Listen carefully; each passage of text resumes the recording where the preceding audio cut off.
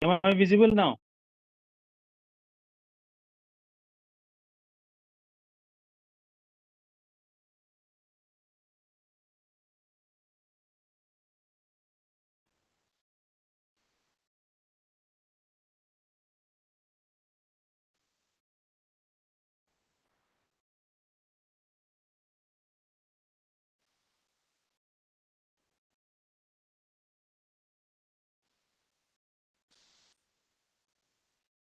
Okay, we begin the session now. Namaskar and a very warm welcome to everyone joined in on our 15th Know Your Species, Know Your Zoo talk. This talk is being organized by the Central Zoo Authority in New Delhi as part of the ongoing Azadi Ka Amrit Mahotsav. The Mahotsav is a 75-week-long celebration to commemorate 75 years of India's independence, which falls on the 15th of August 2022. Under the helm of this Mahotsav, the Central Zoo Authority is taking the celebration forward through a massive outreach campaign entitled Conservation to Coexistence, The People Connect. Under the helm of this campaign, we will be showcasing 75 conservation priority species and 75 zoos, highlighting one species and one zoo each week. We are currently in week 15 of the celebration with the wild water buffalo as the species in focus and the Nandanvan Zoo and Safari Naya Raipur as the zoo in focus. Joined in today to speak to us on the species is Dr. Anwaruddin Chaudhary. Dr. Anwaruddin Chaudhary is an IAS officer of the 1999 batch, and he's the honorary chief executive of the Rhino Foundation for Nature in Northeast India. He retired as the divisional commissioner and secretary in the government of Assam, and is an eminent naturalist recognized for his detailed research, especially from Northeast India. He has been working in the field of wildlife and conservation since the 1980s and has authored over 28 books, monographs, and more than 800 articles and scientific papers. Popularly known as the Birdman of Assam, he's been the pioneer to author and publish books exclusively on the birds of the Northeast India. It's a pleasure to have you, sir, and I would request you to please begin your talk on the biology of the species. Thank you. Shall I start now? Yes, sir. I'm sharing your screen. Please. Yes. Please start, sir. Yeah. So good afternoon to you all of you. Can you please start the PPT? Sir, I have started Hello. it. Can you see it? Yeah, please start the video. I can't see it. At the time of trial, see it.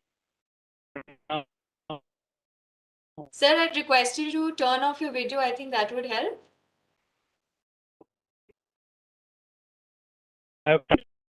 Yes. Can you now see the presentation? No. But at the time of trial, it was fine. Now I think maybe in the layout, if you can see it, I am sharing the screen now. now see it. Now I could see it. You can see it? Okay, great, sir. I can see. Yeah. Great, sir. Great. Yes. Yeah. So today's topic is on wild water buffalo, which is an endangered species. And all of us, we know that it is the ancestor of all the domestic breeds of buffaloes. We have innumerable breeds of buffaloes in India as well as abroad. And all these buffaloes have originated from these wild water buffalo found now mostly in India. Next.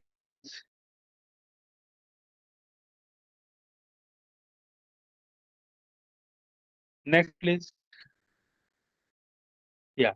It is an endangered species, as I've already mentioned, because it is a small population.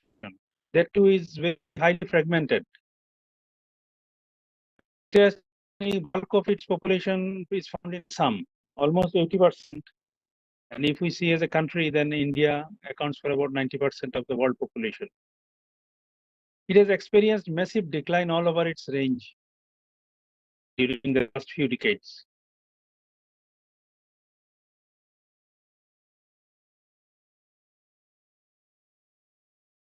Going back to the historical background, we could see in the seals of Indus Valley civilization, there are depictions of wild water buffalo. You can see it very well on the slide. Then the mention of wild water buffalo in a systematic manner was found in Purnama, the memoirs of Emperor Babur. Then subsequently, after a long gap, we could find very nice, hunting accounts with lot of records and measurements in the memoirs of hunting memoirs of the Maharaja of Coach Bihar. Although its name is Big Game Shooting in Eastern and Northeastern India, it is basically a memoir where they have accounted for all the shootings, including wild water buffalo, gore, and other species. Now you can see on the map the inferred original or historic range of the wild water buffalo. It is said that it extended from Middle East through the Indus Valley to most parts of India, parts of peninsular India, entire eastern India, and Southeast Asia. But unfortunately now, a few fragmented pockets survives in Nepal, Northeast India, Central India, and one each sites in Thailand and Cambodia.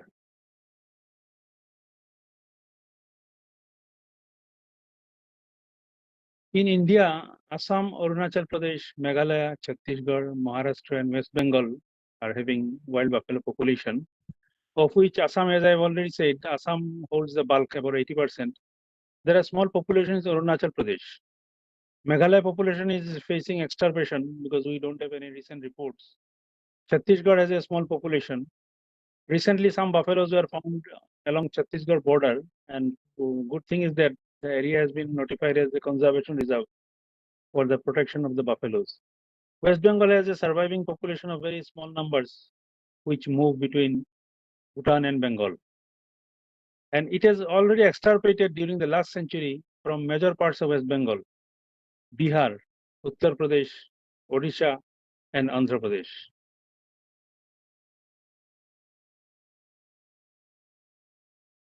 Now you can see on the diagram the share of India is the global population. 87% occurs in India, 11% in Nepal, and 2% in rest of the countries, mainly Bhutan, Thailand, and Cambodia. So the responsibility is on us to take steps for its preservation. Now, protected area-wise scenario, again you see the more than half is in Kaziranga. Then we have significant populations in Manas, Dibru-Soikha, both in Assam. Outside Kositapu in Nepal has the significant population of about 10%.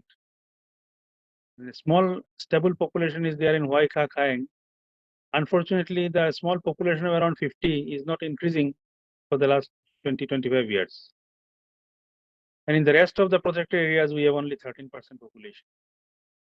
So the leadership should come from us. Kaziranga, Manas, Dibru-Soikha, we need to protect with our most efficient handler. Now this table shows the scenario, global scenario. Assam has about 3,800 buffaloes. Rest of India 250 plus, so total around 4,000. Good thing is that it has slightly increased, particularly in Manas National Park and Kaziranga National Park. And rest of the world it is 620. And here also there is some significant increase, particularly in Kositapu Wildlife Reserve. The reason being the Kositapu doesn't have any tiger. The species got extirpated. And leopard population is also very small. And in fact, leopard can't do any harm to the buffaloes. Occasionally, they might prey upon buffalo calves, but not the adult animals. So the global population, which was less than 4,000 a decade back, now it has exceeded 4,000. So there is a plus point, and we should move on. The grassland habitat from the alluvial plains of the Brahmaputra. This is the main habitat of the buffalo. If we can't protect the grasslands, the buffalo won't be able to survive. So this is their primary habitat. They move through the woodlands. They might take rest inside woodlands or other habitats. Occasionally, they might browse also, but they are basically graziers, and the main habitat primary habitat is the grassland. with some water bodies. Seen here is the grasslands from Manas National Park. Here are some animals from Kaziranga National Park. You can see some of the fine bulls are still found. This is another picture from Kaziranga National Park, a herd taking midday rest.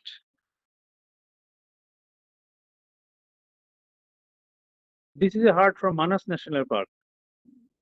Habitat is slightly different. In Manas, they not only occur in the grasslands, but also along the riverine tracts of the Manas and Beki rivers. But sandy islets are there with grassy patches.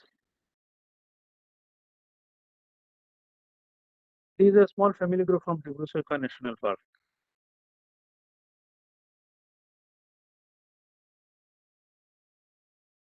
In 2010, I compiled and published a monograph on wild water buffalo, and that was the first such monograph on the species. And it has covered its entire global range.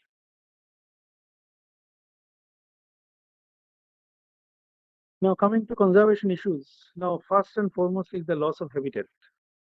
Now, grasslands are alluvial for wet paddy cultivation. And wet paddy cultivation is the primary occupation of the people found in the buffalo range areas, not only in Assam, but also Bengal, Nepal, and even in Thailand and Cambodia. Rice is the staple diet. So you can see the habitat loss. The grasslands are losing very fast, particularly outside the protected areas, and there is no scope of any recovery because these are under permanent cultivation. Next major threat is from poaching.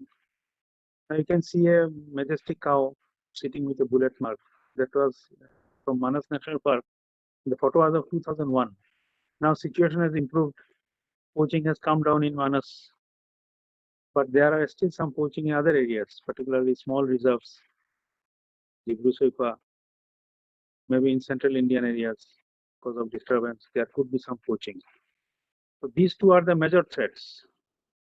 Then of course there are other smaller threats like degradation of habitat, then exotic weeds, then sometimes department takes plantations in the grasslands. Interestingly, in an unprotected area of Assam, there is a sizable population of around 50 wild buffaloes, which is equivalent to the total population of the entire Thailand. Around 50 buffaloes are found in an unprotected area of Dibrugarh district. You can see in one majestic bull has come out and trying to mate with a domestic female. You can see its horn shape and size. So these buffalo herd, we are trying to protect, but we don't know how to protect because their area is not protected. So we carried out some awareness campaign with the villagers and all. And for the last 10-15 years, we could see that the group or the herd, they are still maintaining almost the similar number of animals, about around 14 and 50. But in future, we may have to face some serious problems because in the surrounding areas, there are cultivations and human habitations.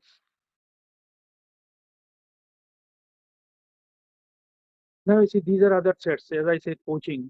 Poaching is not always, by guns. You can see on top left, some trench-like structures are there. These are to trap the buffaloes. Second, on the right-hand side is the invasion of grassland by mimosa weed. And bottom is the grazing by domestic stock. Even in some protected areas or the fringe of protected areas, the grazing is a serious issue. And this grazing photograph is from the area, the unprotected area in Dibrugarh district, where there's a small population of around 40 to 50 survives. And from domestic stock, both cattle and domestic buffaloes, there is the potentiality of disease transmission. Because earlier diseases such as rinderpest had taken its toll, but now it has been eradicated. That's why for the last few decades, there are no such incidents. But there could be other diseases which can be transmitted. Now you see what should be done. Number one is effective protection and management of the existing protected areas. Kaziranga, Manas areas like these are better managed and very well protected. But areas like Dibru Soikha, Laukha, Burachapuri, these areas are not adequately protected. Protection measures are there, but not adequate. Management is also not adequate in those areas. In central Indian protected areas, because of disturbing situation of Maoist, etc., apparently the management could not do anything. The next is control of poaching, particularly in areas like inadequately protected areas such as Dibru Soikha. And outside the protected areas, something need to be done. Then population monitoring. Now you see in 2010 book, that monograph, I have listed the populations around at that time in most of the protected areas. And in fact, some of the protected areas, I initiated census with some financial support from the NGO Rhino Foundation. We joined hands with the Forest Department and we carried out the first comprehensive census for Manas, Laukha, Burachapuri and Dibru Soikha. Kaziranga, of course, it had its regular monitoring and census. So we need population monitoring at regular intervals. Being an endangered species, at least every 5 years or 4 years, we need census exercises in all the protected areas as well as elsewhere. The next is removal of weeds, because these weeds like mimosa as well as some other species, they damage, they do extensive damage to the grasslands. And as I have already said, grasslands are the primary habitats of the wild buffaloes, water buffaloes. Then check on encroachment and eviction of encroachers. Now you see the habitat of the buffaloes are already fragmented and are relatively small. Except areas like Kaziranga and all, there are some encroachment in other areas. These encroachments need to be evicted. And if necessary, those people can be given substitute, not just like that, because since they are all local people, we need not create enemies, particularly for wildlife conservation. Next is reintroduction in former habitats. Now there are grassland habitats in North Bengal. There are fine grassland habitats in UP, like Budwa. Some buffaloes, particularly say those unprotected buffaloes from the Brugor district, which I don't see any long-term future. Some of them can be probably reintroduced in the former range. But I don't recommend their reintroduction in central India. Because of segregation, the central Indian population could be a separate subspecies. We do not know in future it might get revealed. But around the Terai belt, this can be reintroduced. Now time has come to think of landscape level planning for conservation. We have identified 3 landscape level conservation units: Kaziranga, along with adjacent protected areas such as Laukha and Burachapuri. These are of course already part of Kaziranga Tiger Reserve. Then we have the Manas. Manas also includes small areas of Bhutan, Royal Manas National Park, where buffaloes occur, and the North Bengal population, which is in the eastern part of Baksa, which it shares with Bhutan. And then we have the Dibru Soikha population, along with Deering Memorial Sanctuary of Arunachal and Dibang and Lohit Chaporis. These 3 are the most viable conservation units or the conservation landscapes for the wild water buffalo across its range in the world. And these 3 landscapes cannot be replaced by any other country or any other area. We need to do something at the level of this landscape. So further suggestions like extension of protected areas like Manas National Park, which has already been extended. There was another recommendation made at the time of census in Burachapuri. There are some riverine tracts which are recommended as conservation reserve or additions to Orang. This has already been, or not, sorry, additions to Burachapuri Wildlife Sanctuary. This has already been added to Burachapuri Wildlife Sanctuary. Then rescue of abandoned cubs, which is very important, particularly during high floods. Lot of cubs go here and there. Some are abandoned because their mothers either they're drowned or killed. So these cubs should be preserved, saved, and maybe there should be or can be relocated elsewhere. Then mitigation of human-buffalo conflict. Buffalo population is still small, less than 5,000. And there are conflicts with humans, particularly in the fringe of protected areas. Now, one suggestion I would like to make, in case of any human casualty, as we pay in case of elephant deaths, elephant-related deaths, in buffalo-related deaths also, compensation should be paid. In fact, it is paid in Assam as part of human-wildlife conflict. It is paid, but everywhere it should be paid. And steps should be taken how to mitigate, because we think a lot about conflict with elephants or tiger, but conflict with buffalo, it was not given enough time and enough thought. Then even by mistake, no tree plantation in the grasslands. This unfortunately is often carried out by the departments, particularly by some individuals or officials who may be good, but may not have much idea about the grassland ecosystem. Because earlier also, a lot of people, educated people, used to think grasslands and wetlands as wastelands. Even I, as bureaucrat, I faced a lot of my colleagues saying grasslands and wastelands, clubbing together as wasteland. Then I had to intervene. The last is close monitoring of potential misuse of Forest Rights Act. I am not saying that the act is good or bad, but there is scope for potential misuse. For example, I am giving one example from Tripura. I went there as an election observer in 2016. I found, in many of the forest areas, there are rubber plantations, huge rubber estates. And I was told that, under Forest Rights Act, these were reserved. And then some rich people have occupied by giving some money to those poor tribals, and they have set up big rubber plantations. So that's why we need to monitor closely the potential misuse of Forest Rights Act. Thank you.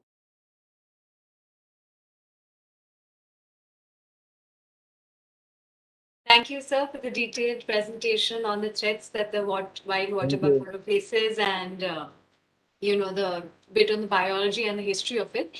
We will take question answers for this session towards once the zoo talk is over. So now we move on to the second part of today's webinar, which is on Know Your Zoo. So joined in with us to speak on the zoo is Miss Mercy Bella. So, Madam is an Indian Forest Service officer of the 2007 batch. She is the Divisional Forest Officer and the officer in charge of the Nandanvan Zoo and Safari Naya Raipur. She's done a graduation in agriculture and also done a post-graduation in agricultural extension.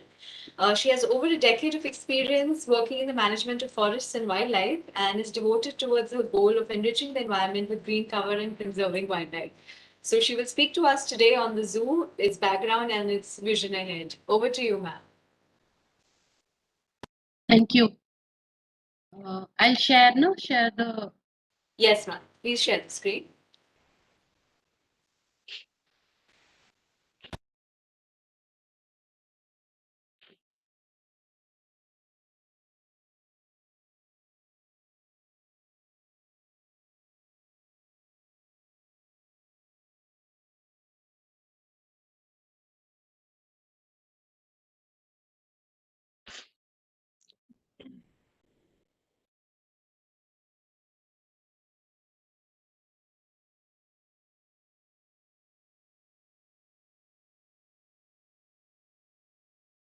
Ma'am, is there any issue you're facing?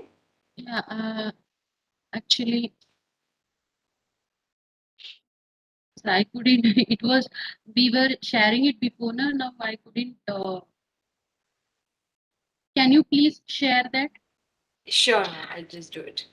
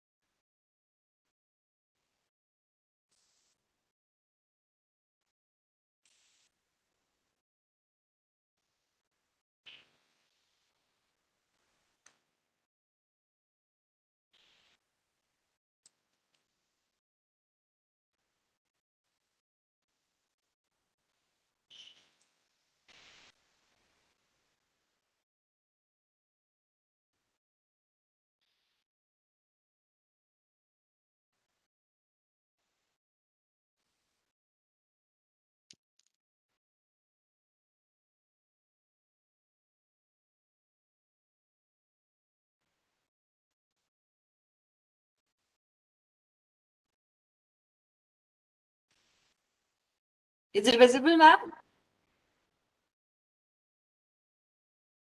Yeah. All right. Sorry for the delay.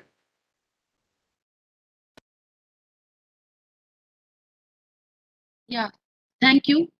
First of all, I'm so grateful to Central Zoo Authority for giving me this opportunity, as well as involving our Nandanvan Zoo and Safari for this massive 75 years Azadi Ka Amrit Mahotsav. Actually, I have made some changes in my first slide because I couldn't able to share. So you are seeing this tiger photo. Actually, I've changed that photo afterwards. Please, next slide.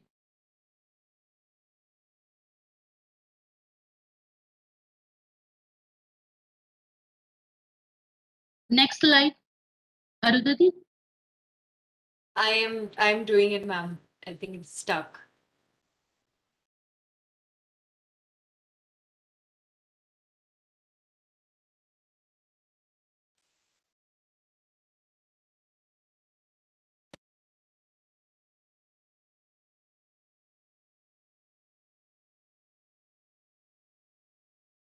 Yes. Can you see it, ma'am? Yes, Yeah. yes.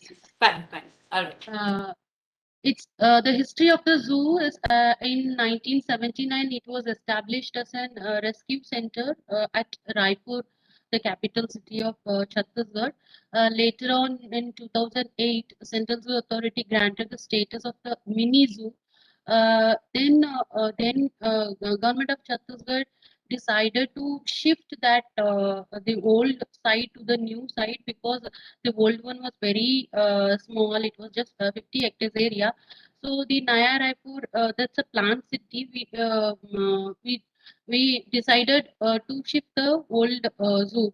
So then, 2009, the work was started, and the master plan for the relocation of the zoo has been approved in 2014 by Central Zoo Authority, and then implementation work started. And 16th, the foundation day on 1st November 2016, the zoo safari was inaugurated by the Honorable Prime Minister of India. Sorry, ma'am. I'm just doing it 1 second. Yeah. Can you view it? Yes. Yeah. Next slide. Next. Objectives like any other zoo been to create awareness among the visitors, conservation and breeding of endangered species, mainly the wild buffalo, and to promote scientific housing and upkeep of our captive animals, and also to promote recreational and educational activities of environmental importance. Next.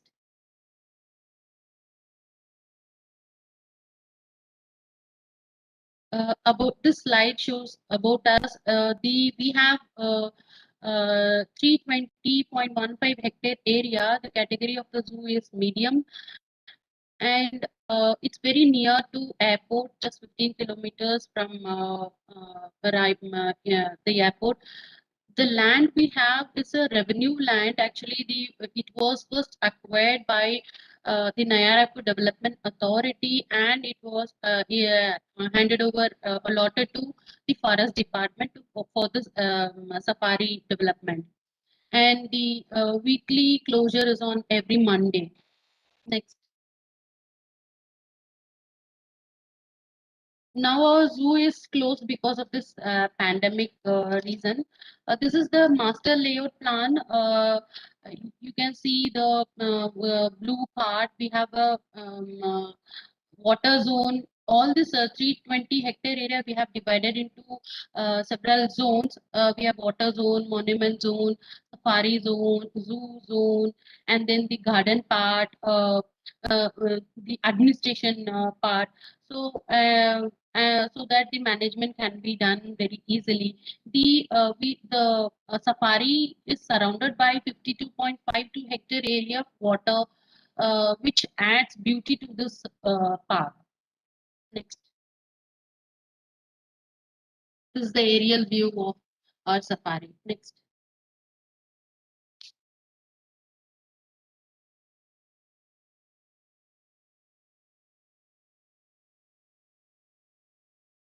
This is the management part. It's headed by director and then assistant director, and we do have two veterinarians and a range officer, and then the foresters as well as zookeepers. We are total 260 manpower in different sections. Next. Now, about the safari, we have four safari: the herbivore safari, bear safari, tiger safari, and lion safari. We'll see one by one. Next slide. The herbivore safari, it's a 30-hectare area. The safari is constructed according to the guidelines and norms of Central Zoo Authority. We have the road network for the buses to move on 2.4 kilometers, and we are housing here four species of herbivores. This sambar, spotted deer, nilgai, as well as this black buck. We also provided with them the facilities of water channels and feeding shelters, rain guns, etc. Next.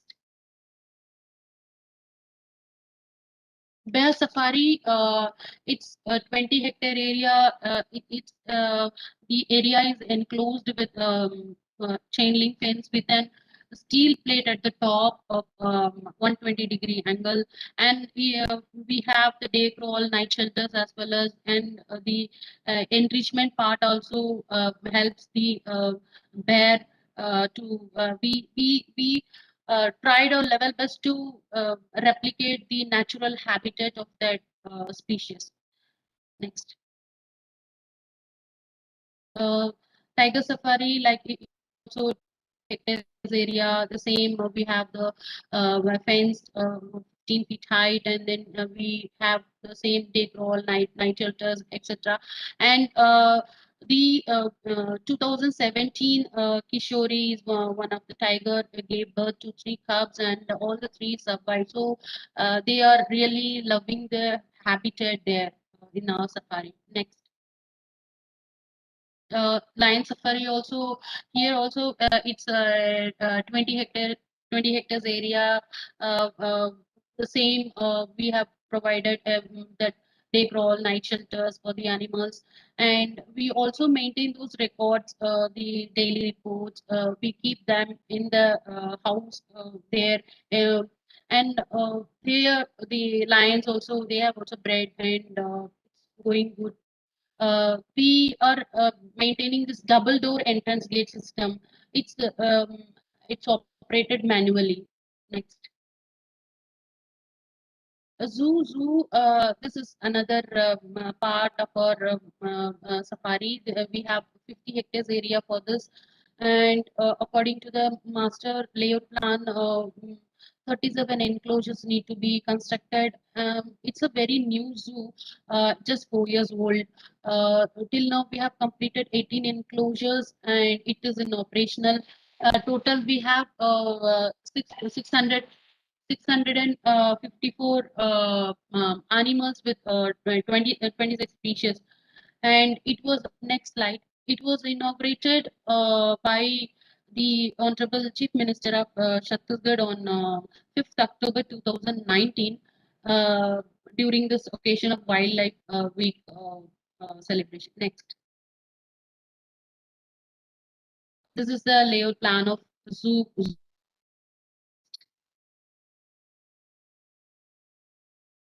These are all the 18 enclosures that are in operational. We have 18 species, white tiger, Asiatic lion, all this we have enlisted here. All the enclosures are designed naturalistic design according to the Central Zoo Authority guidelines. Every enclosures includes the night shelter, take crawl, paddock area for the animals with habitat enrichment, as well as the viewing galleries for the visitors to move on. Next, some of the pictures which shows the animals housed in Nandanvan Zoo. Next. This picture, you can see it's very naturalistic designed. This is when they handed over the area to us. It was really a barren land and massive plantation programs, and we have focused on mainly this indigenous species. So we try to just give a good habitat to the animal housed in. Next. This is the main important part for our zoo because it's a new zoo and the animal collection plan. We have 37 enclosures to be constructed. The old zoo we have it was a mini zoo, so we didn't have much species with us. So through animal exchange program, we have brought in the last 3 years. We have brought in 7 species from different other zoo of our zoo in India.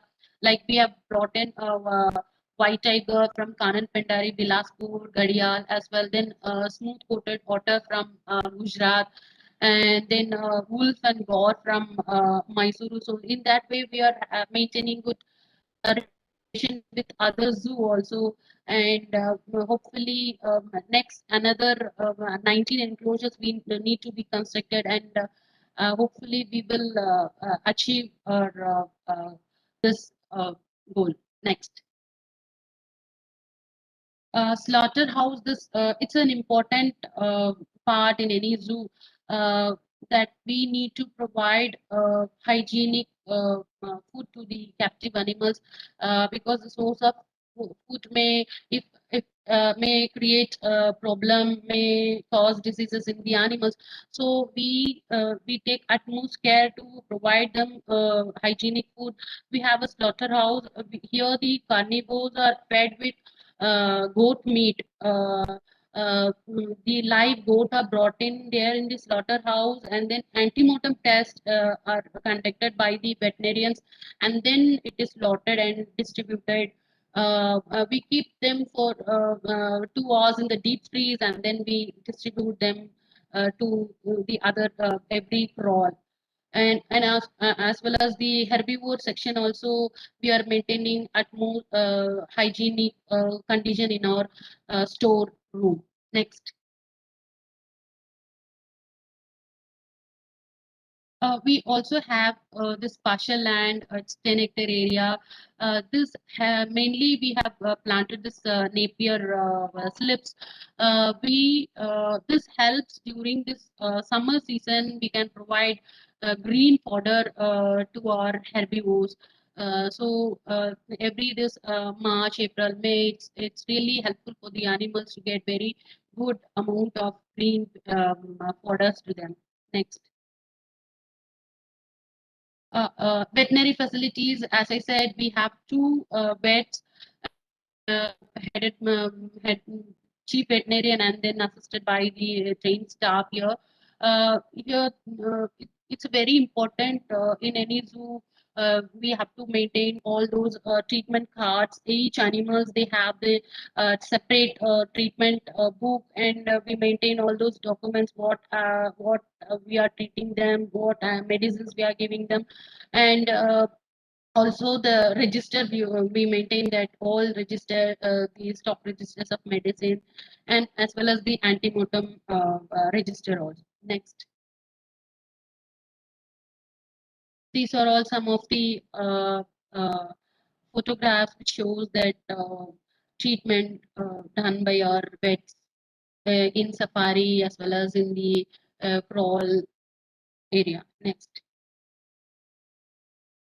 Next. We do have animal rescue center at Nandanvan Zoo and Safari. It's the 2 hectare area. We have around 10 enclosures for large carnivores, and then small carnivores, large herbivores, small herbivores, and then monkeys. We also have a reptile rescue center.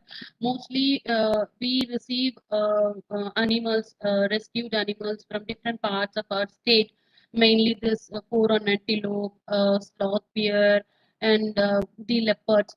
So we have good facility to take care of them. Uh, the, you can see from this picture. Next.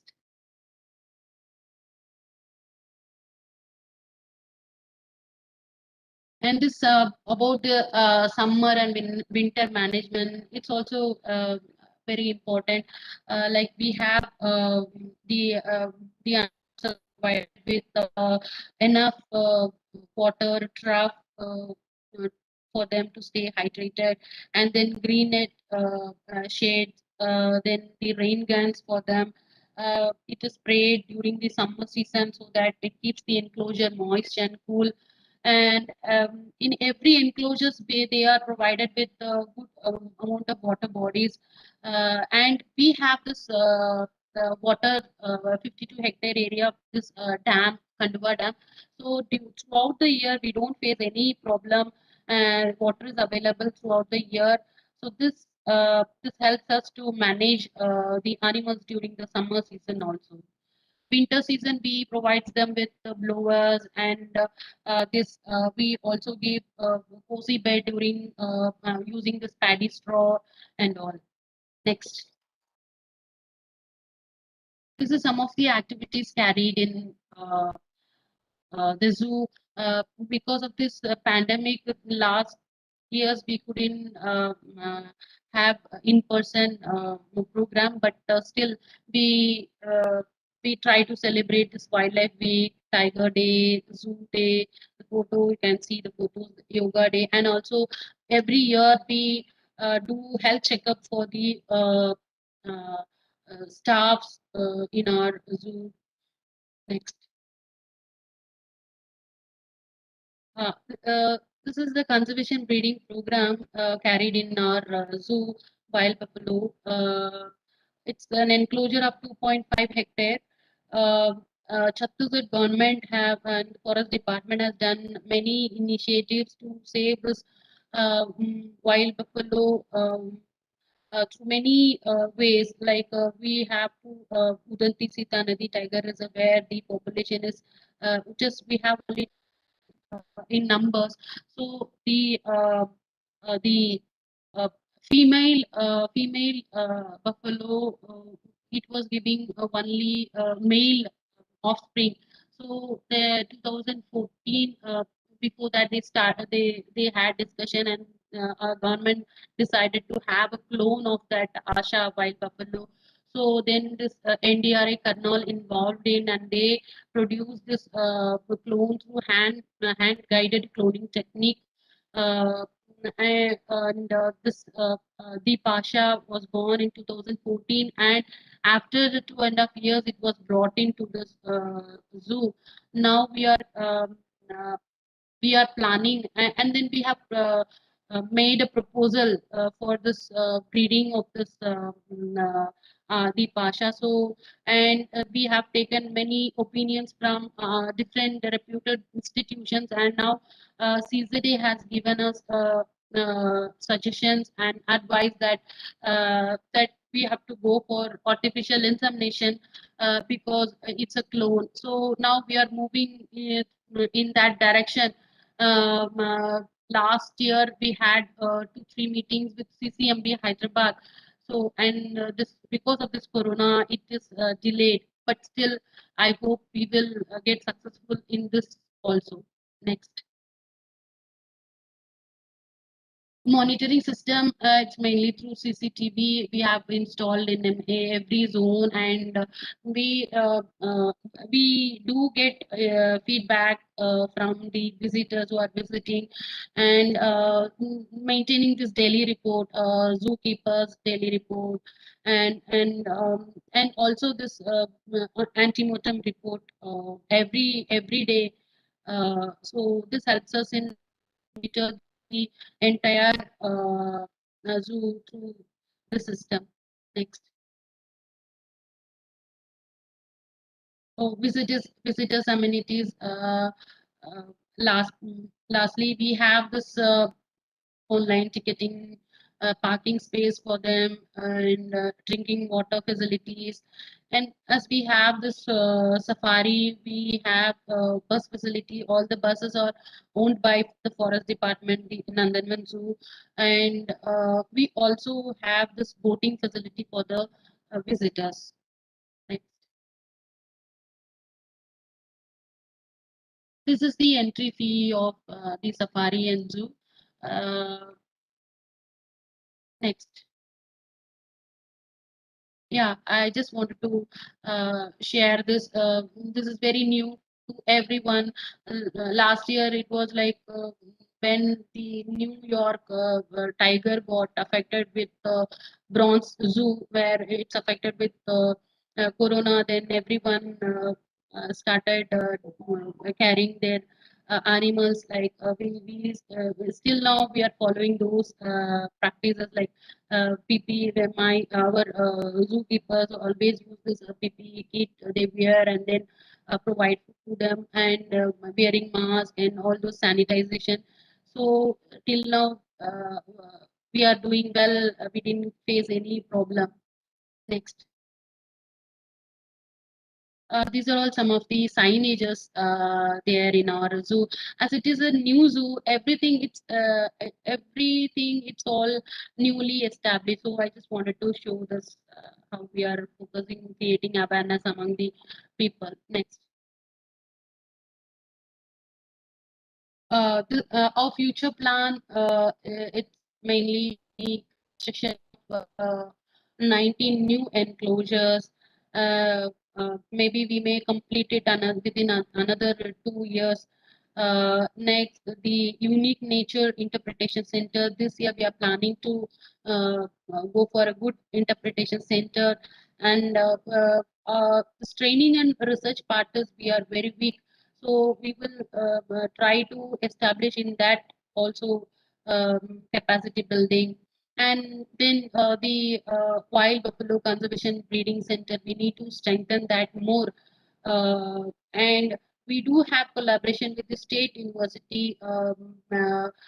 We will still be try to collaborate with other central university outside the state also. Next. Yeah. That's all from my side. Thank you so much.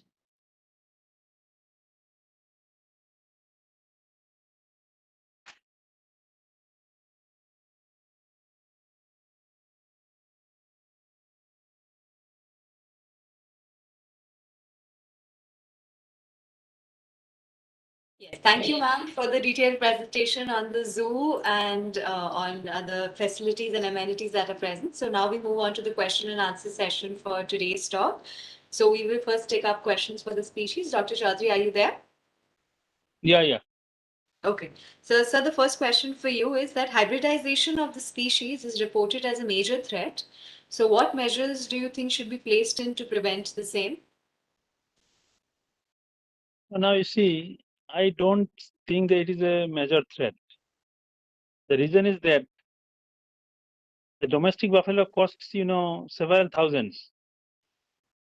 A domestic buffalo costs in Assam about more than 20,000 rupees. Even some big bulls could be 35,000. So no owner is allowing their, buffaloes to go inside and, but still in the fringe areas, sometimes it is there, intermixing is there. But it is mostly one way. It is the wild bulls which comes out, not the domestic bulls which go inside. So that's why it is not a very serious threat, at least currently. And one more interesting thing, buffalo population may be small, wild population. They try to, maintain a separate, segregated identity. In one area in Lakhimpur district, there were few survivors, 5, 6. I went there to see them. I found whole day they remain huddled together inside thick grass. They don't mix up. At night they come out, they graze along with domestic buffaloes also, but they again go back just before dawn. So that segregation they want to, it is a general tendency. Now you see, this population is now extinct. Why extinct? They could have survived by mixing up with domestic population. So there are hundreds of domestic buffaloes grazing in the surrounding areas. but they were extinct. They could have survived by mixing up. So it is mostly one way. It is the wild bulls which comes out to associate with domestic females. Okay. All right. So the next question for you is that recently there were two individuals of wild buffalo that have moved from Manas to Chhattisgarh with the aim to create a founder population in the central Indian landscape. Any advice to the zoo and conservation breeding center with your experience? Those are from Manas animals. Yes. Actually, you see, during my presentation, I told that as far as possible, of course, sometimes it is needed.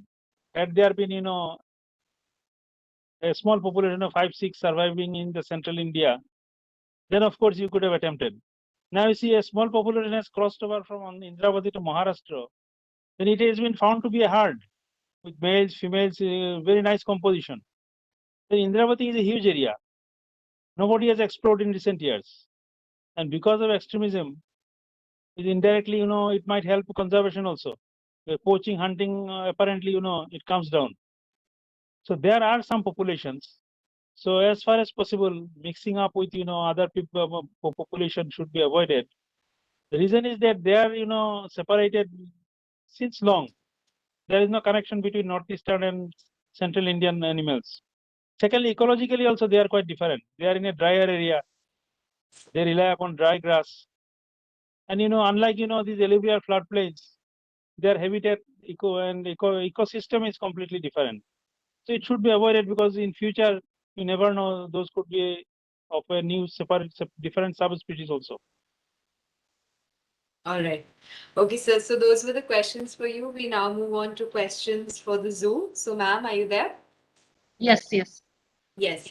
So, ma'am, the question for you is that there's a conservation. What is the conservation breeding plan for for the wild buffalo, and have there been any areas identified for reintroduction?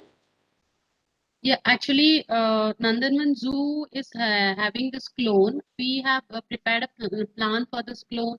Like we'll have breeding with the wild buffalo at Udanti Sitanadi Tiger Reserve. There they have around 10, 10 numbers of wild buffalo. But being it's a clone, we cannot go for natural mating. So we are trying for artificial insemination, and also so it may take time because there is no as such like because this wild buffalo is the horn is very big and wide. So to restrain that animal and to get the semen, it's a big challenge for the scientists. We had 2, 3 meetings and many discussions were on. So I think it may take time, but still we are trying our level best.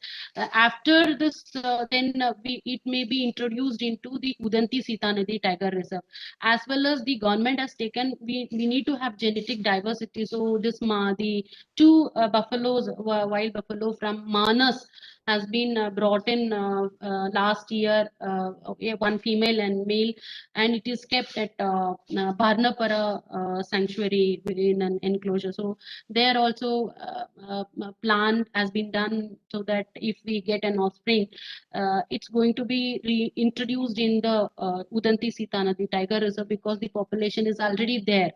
So this is the plan. Okay. All right, ma'am. So the next question for you is that you have been paired with a foreign zoo under the Ambitious Vision 2030 program. Can you share some details on the future plan for this?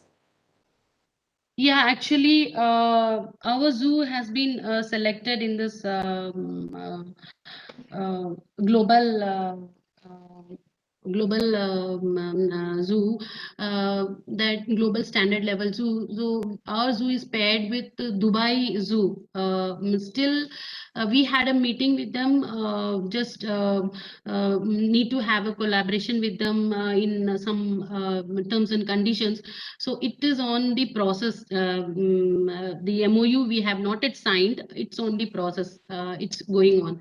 Hope we will have it soon, and we will have good rapport with the Dubai Zoo and and with that we may get a good amount of training, capacity building. We can train our staff. We get a chance to go there and we can see how they are managing their zoo park.